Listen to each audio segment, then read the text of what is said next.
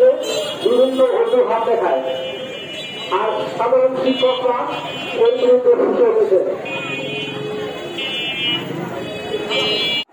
এখন আমি প্রশাসনের কাছে উদাত্ত আহ্বান জানাবো এবং সাংবাদিক ভাইদের কাছে আমি উদাত্ত আহ্বান জানাবো, আপনারা এই বিষয়টা প্রকাশ করবেন এবং প্রশাসনে যারা রয়েছেন তারা অনতিবিলম্বে অবশ্যই এই ঘুষখোর, দুর্নীতিবাজ, অনিয়মকারী, অন্যান্য মন্ডল সহ প্রশাসনে যারা রয়েছেন, দুর্নীতিবাজ অফিসার যারা রয়েছেন তাদের বিরুদ্ধে ব্যবস্থা নেওয়ার জন্য আমি প্রশাসনের কাছে অনুরোধ করছি এবং সেই সাথে প্রাথমিক শিক্ষার সুষ্ঠু পরিবেশ নিশ্চিত করার জন্য আমি সবার কাছে আহ্বান জানিয়ে আত্মত্যাগে যাদের শহীদের কারণে আজকে আমরা মুক্তভাবে এই মানব বন্ধন করতে পারি, দীর্ঘদিন আমরা এই কথা বলতে পারি।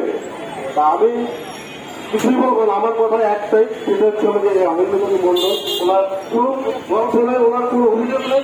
উনি যে একজন দুর্নীতিবাদ অফিসার, ওনাকে 7 দিনের ভিতরে রাজধানী এই মাটি থেকে রাজধানী জেলা থেকে ওনাকে পদত্যাগ করতে হবে। কিভাবে পাবে? যদি উনি না চায় তাহলে ওনাকে কিভাবে টাইমে শেষে কিভাবে নামাই দেওয়া, আমরা এই শিক্ষক সমস্যাটা করবো। আর আরেকটা কথা, শুধু উনি না, আমরা চাচ্ছি রাজবাড়ী সদর জেলা, রাজবাড়ী জেলা যে 5টা উপজেলা আছে, 5টা উপজেলা সমস্ত উপজেলা শিক্ষা অফিসার দুর্নীতি মুক্ত জন্য থাকে।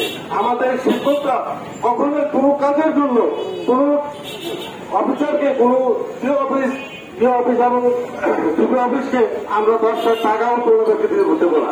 এবং উনি যে দীর্ঘদিন এই রাজবাড়ী জেলায় বিভিন্ন ঘুষ বাণিজ্য, এটা একটা এনওসি নেবেন, আপনি চিকিৎসার জন্য যাবেন, আপনি হজে যাবেন, এই টাকা ছাড়া ওনার কাছে কোনো ফাইল পাস হয় না।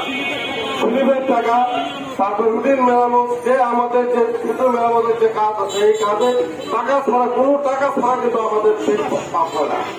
আমি অনুরোধ করবো এবং সবাইকে বলবো যে আমরা সবাই আজকে যারা আছি আমাদের কোনো টিচারকে জন্য এর পরবর্তী তাকে আটটা কথা আমি বলি, উনি 28 থেকে 28